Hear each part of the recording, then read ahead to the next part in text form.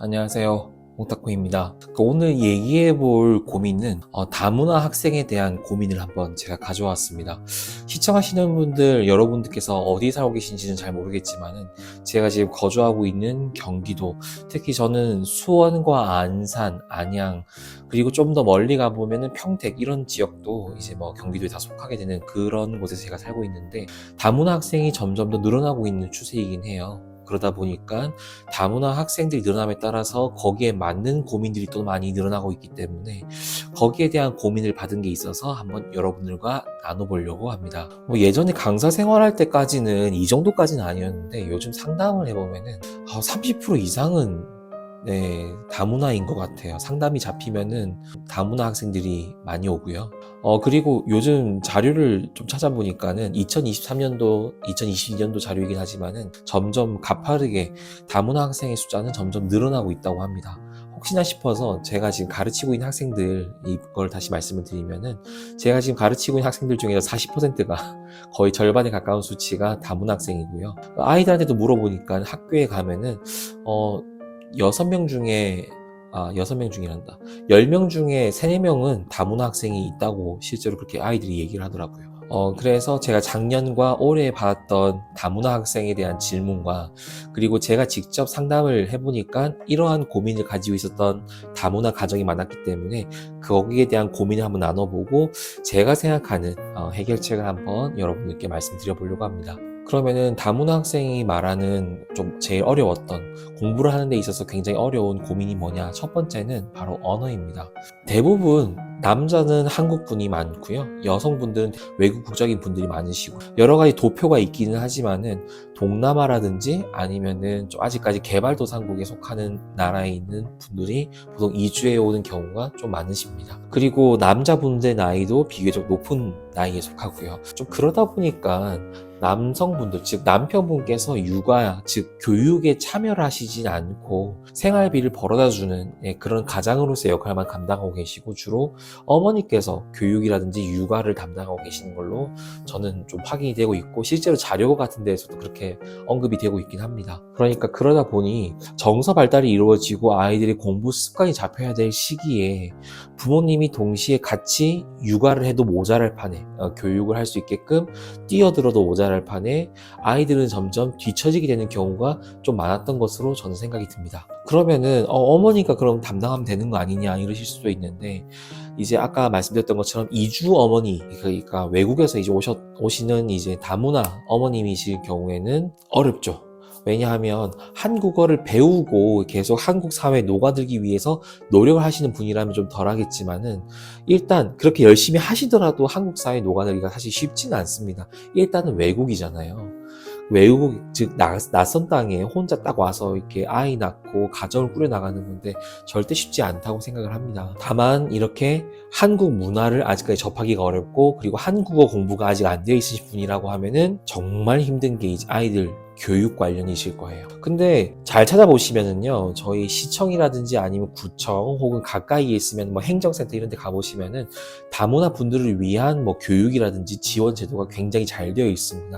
혹시나 궁금하신 분들이라고 하면 그 지역에 있는 행정센터를 방문하셔서 다문화 가정인데 혹시 뭐 언어를 배우거나 아니면 그 사회 일원으로서 커뮤니티, 그러니까 구성원으로서 뭔가 좀 적응할 수 있는 프로그램이 있는가 이런 걸 좀 알아보시면 저는 좀 좋지 않을까라고 생각이 들어요. 우리나라는 좀 잘 되는 편이라고 저는 생각이 들어요. 물론 앞으로도 좀 더 발전을 해나가면 좋겠지만은 지금 다문화 정책도 절대로 저는 나쁜 건 아니다. 다문화에 대한 지원 제도는 저는 굉장히 지금 좋은 편이라고 생각이 들긴 합니다. 자, 그러면은 제가 첫 번째로 언어에 대해서 말씀을 드렸는데 그럼 제가 이 언어를 왜 이게 문제가 될 수 있다, 문제가 될 수 있으니까 좀 조심해라 이렇게 말씀을 드리냐면 언어는 단순히 소통을 위한 도구만이 언어는 아니에요. 문제 같은 걸 본다고 하면은 단순히 한글이냐가 중요한 것이 아니라 그 문제의 핀트를 알아낼 수 있어야 되고 그 문제의 뉘앙스를 알아낼 수가 있어야 되는데 그게 고등학교 때 가면은 되게 심해지거든요. 뉘앙스만 가지고 문제를 풀 수 있는 건 아니지만은 정말 한국 사회에 녹아들어야지만 알 수 있는 그런 뉘앙스 같은 것들이 문제에 저는 굉장히 많이 나온다고 생각을 해요. 수학은 좀 덜하지만은 활용 문제라든지 한국어를 좀 많이 쓰는, 한글을 많이 쓰는 경우에는 실제로 다문화 학생들은 좀 힘들어하기도 합니다. 그래서 우리는 말을 못하는 사람을 좀 힘들고 싫어하기보다는 말이 안 통하는 사람들을 힘들어하고 싫어합니다. 그러다 보니 이 다문화 학생들이 10대 때 한글을 좀 잘 구사할 수 있게끔 되어져 있고, 그 다음에 친구들과 만남에 있어서도 애들과 말도 좀 잘 통하고 소통도 즐겁게 잘 되고, 그렇게 잘 크면은 괜찮은데 그것을 어렵게 만드는 가장 큰 원인 중에 하나는 저는 언어라는 생각이 들어요. 두 번째입니다. 정체성 혼란이에요. 이런 경우도 저의 경우만 말씀을 드릴 거고, 제가 상담을 했던 분들로만 말씀을 드려볼게요. 아이가 혼란스러워하고, 그러니까 한국 사회에 조금 더 적응을 해야 되는데 그러지 못한다. 그러면 10중 8구는 부모님이 그렇게 안 하고 계신 경우가 많아요. 아까 말씀드렸던 거지만은 부모님이 이 한국 사회에 녹아들기 위한 노력을 전혀 안 하시거나, 한국어를 배우셔가지고 뭐 아들과 소통을 한다든지 딸과 소통을 하려고 하는 부모님이 아닌 경우가 많아요. 그냥 낳고 방치하는 경우가 좀 많아요. 아까 말씀드린 거지만 학생들이 밖에 나가면 다 한글 쓰고요. 학원 가서도 한글 쓰고 다 쓰잖아요. 그렇죠? 근데 집에 오니까 엄마, 아빠가 한글을 안 써요. 한국어를 안 쓴다고요. 그럼 아이들 입장에서는 되게 혼란스러운 거죠. 애가 밖에서 어떠한 일이 있어서 그 일을 가족들과 얘기하면서 풀어가지고 성장하는 것도 있는데, 그거를 풀지를 못하니까 아이들 입장에서는 올바른 발달이 안 된다는 것을 진짜 중요하게 생각해 주셨으면 좋겠어요. 그러기 위해서라도 부모님들은 자녀들이 만약에 어리다, 지금 기회잖아요. 그럼 지금부터 한국어 공부 좀 하시고, 그래서 아이들 교육에 좀 도움이 될 수 있도록 해주시면 좋지 않을까. 아이는 그냥 한국인이에요. 그냥 한국인인데 엄마 아빠가 한국어를 안 쓰는 거죠. 그리고 이런 경우도 있어요. 이제 외국에서 오신 외국 국적의 엄마나 아빠가 자기랑 같이 넘어오신 친구들이랑만 대화를 해요. 물론 그걸 보고 뭐라 하고 싶진 않아요. 타지에서 얼마나 외로워요. 힘들고. 근데 아이들이랑 이제 개모임을 하잖아요. 뭔가 모임을 해서 같이 만나기도 하죠. 그렇죠? 모든 인간관계가 그 국가 아이들끼리만 인간관계가 펼쳐져 있으면은, 이거는 저도 좀 반대이긴 합니다. 그 사람들끼리 뭉치지 말라 이 뜻이 아니에요. 뭉쳐도 되긴 되는데, 한국 사회에서 뭔가 흡수되기 위한 뭔가 활동을 좀 해주시면 좋지 않을까라고 좀 조심스럽게 저는 말씀을 드리는 거예요.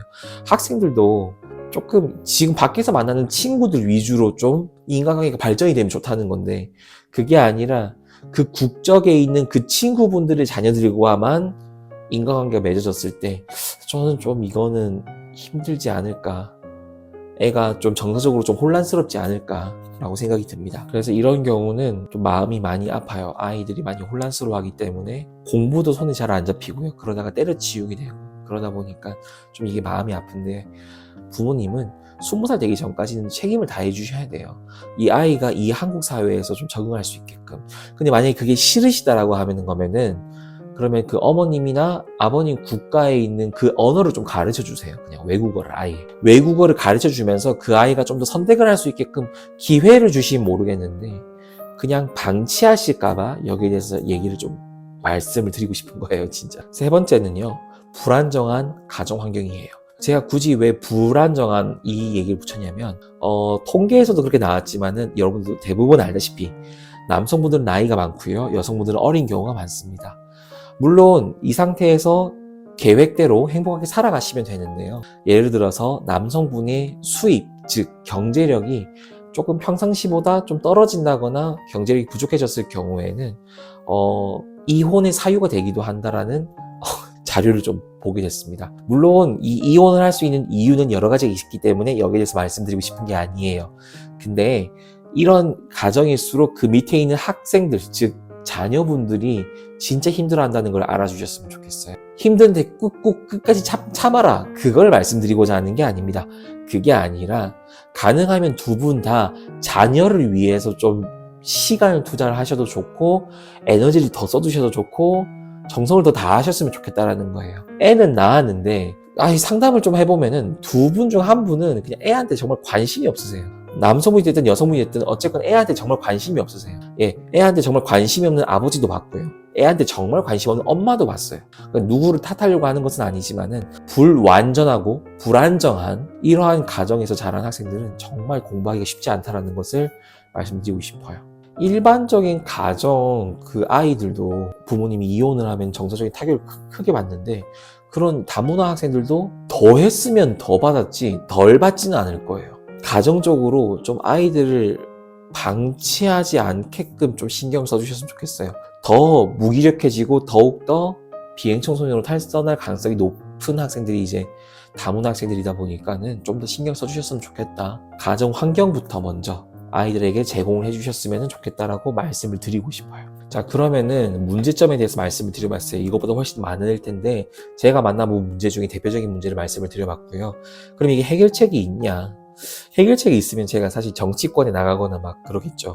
제가 실제로 가이드를 해드려봤어요. 이렇게. 예, 그래서 지금도 그렇게 하고 계시는 분들이 있으니까 한번 제가 생각하는 해결책을 한번 말씀을 드려볼게요. 첫 번째는 할 수 있는 것부터 먼저 해보세요. 아까 말씀드렸던 것처럼 한국어 먼저 하셔야 돼요. 언어가 소통이 되어 있지 않으면요. 직장 생활도 힘드실 거예요. 알바를 하시더라도 여기서 알바 생활도 힘드실 거고요. 아이들과의 소통도 힘드실 거고 아이들의 교육과정 혹은 아이들이 취업을 어디다 했는지 그런 것도 하나도 모르실 거예요. 한국어를 가르쳐 줄 수 있는 그런 대상을 한번 찾아보시고 아까도 말씀드린 거지만은 행정센터에서라든지 다문화 민족들을 위한 다문화 가족들을 위한 한국어 수업을 운영하는 곳도 정말 많이 있습니다. 그러니까 한국어 먼저, 언어 먼저 하셔가지고 천천히 자리를 먼저 잡아 나가셨으면 좋겠어요. 두 번째는 다양한 진로를 생각해 주셨으면 좋겠어요. 아까 어머니나 아버지, 즉 외국 국적인 분들의 언어를 배울 수 있으면 더 배우라라고 말씀드렸던 이유가 한국에서 자리를 잡기 힘들 수도 있어요. 정말 말 그대로 아이가 한국 정서랑 너무 안 맞는 거예요. 한국에서 잘하긴 했지만은 정서가 너무 안 맞아요. 그러면은 어머니나 아버지가 오셨던 그 국가로 가서 자리를 잡는 방법도 있단 말이에요. 여러 가지 방면을 제시해 주세요. 사실 언어를 한 개 더 할 수 있는 엄청 큰 메리트가 있는 것도 다문화 가족이거든요. 그렇기 때문에 저는 이렇게 기회를 좀 삼으셨으면 좋지 않을까. 왜냐하면 우리나라 기업들 중에서도요. 외국 나가가지고 외국계 기업들과 혹은 외국에 거기서 팔고 싶은 물건들이 있으면은 외국의 주재원들 굉장히 많이 보내요. 그런 것처럼 언어를 하나 더 할 수 있다는 장점이 있기 때문에 언어를 할 수 있다면 좀 더 많이 해서 아이들이 나중에 직장 생활할 때 훨씬 더 도움이 될 수 있게끔 도움이라도 좀 주셨으면 좋겠다. 그래서 제 생각은 굳이 외국 나가서 자리 잡는 거에 대해서는 크게 반대하는 입장은 절대 아닙니다. 이거는 말씀드리기가 되게 쉽지 않은 문제인데 다문화 학생 상담을 해보고 나면 10명 중 9명은 부모님이 문제입니다. 미안합니다. 이거는 제 편견이에요. 제 경험이에요, 그냥. 왜냐면 어떤 식인 경우가 많냐면 아까 제가 세 번째 말씀드렸던 게 뭐였죠? 불안정한 가정 환경이라고 했잖아요. 이런 식으로 아이들을 키운 경우가 많아요. 하루 종일 앉아서 게임하시는 부모님이 있고요. 하루 종일 밖에서 집에 안 들어오는 부모님도 있어요. 그래가지고 하루 종일 게임하시는 분은 애한테 10,000원 쥐어주고 알아서 편의점 가서 먹고 오라고 막 그러는 부모가 있고 집에 안 들어오는 부모님은 돈도 안 줬어요. 돈도 안 주고 애가 집에 있으니까 배달 어플로 배달을 시켜주는 거예요. 너 뭐 먹고 싶어? 피자. 알았어, 피자 시켜줄게. 애한테 돈도 안 줘요. 피자라고 하면 피자 하나 주문해서 그럼 보내주는 거예요. 그러면서 하루 종일 안 들어오고. 외박했다는 학생들도 굉장히 많았어요. 친구 집에서 자고 집에 갔다고. 왜냐면 집에 엄마가 없으니까. 아빠가 없으니까. 이게 정상적인 가정이냐 이 말인 거죠, 제 말은. 책임감을 좀 가지셨으면 좋겠는데 이렇게 방치하는 부모님들이 좀 화가 많이 납니다. 이럴 거면 애 왜 낳았어요? 싶은 그런 분들이거든요. 왜냐면 부모님이 그렇게 살다 보면 애가 초, 중, 고 다 놓친단 말이에요. 그러니까 골든타임도 있잖아요. 공부를 할 때 제일 좋은 타이밍이 있는데 다 놓친단 말이에요. 그러면 학생들은 점점 더 선택을 어렵게 할 수밖에 없어요. 현실이잖아요. 공부를 잘하는 학생들이 훨씬 더 선택권이 넓잖아요. 근데 공부를 못하다 보면은 중학교에서 고등학교 넘어갈 때 고등학교도 제한되죠. 고등학교에서 대학교 넘어갈 때 제한되죠. 본인이 하고 싶은 거, 본인이 잘하는 거 이거를 판단할 겨를도 없이 그냥 수동적으로 그냥 선택을 하게끔 되는 게 아이들 성적이 문제가 될 수 있죠. 그래요. 성적이 문제긴 하죠. 애들가 공부를 잘하면 다 해결되겠죠. 부모 없이 잘하는 애들 중에서 공부 잘할 수도, 물론 그렇게 있겠죠. 근데 일반적으로 20살까지는 책임을 다해 주셔야 되는데, 그러지 못하는 거에 대한 분노가 좀 제가 있습니다. 좀 화가 나는 게 있어요. 그것 때문에. 물론 한국 부모님들도 이렇게 하시는 부모님들 계세요. 근데 그런 집안은 공부를 해도 지속을 못 합니다. 예를 들어서 학원비를 납입을 안 하시거나 아니면 애가 그냥 안 나오거나 이런 경우가 돼요. 그래서 갑자기 제가 좀 흥분을 하긴 했는데 책임감을 가지셨으면 좋겠어요. 책임감이 있는 부모님만 만나도 애가 밖에 나가서 욕먹을 짓은 안 할 겁니다. 공부 못하는 것도 괜찮아요. 그냥 애가 20살까지 건강하게만 커져도 저는 괜찮다고 생각을 하는데, 그것 중에 하나는 정말 안전한 가정, 그러니까 가정이 안정적이어야죠. 여기에 대한 부분을 좀 말씀을 드려봤습니다. 제가 지금 수업을 끝낸 지 얼마 안 돼가지고 지금 눈이 계속 감기고 있거든요. 눈이 계속 감기는데, 그 다문화 애들, 그러니까 방치된 다문화 애들 생각하니까 되게 화가 나가지고 지금 좀 흥분 상태인데, 저도 그러면 지금 퇴근해 보도록 하겠습니다. 다음 주 목요일에 만나겠습니다. 홍다코였습니다. 감사합니다.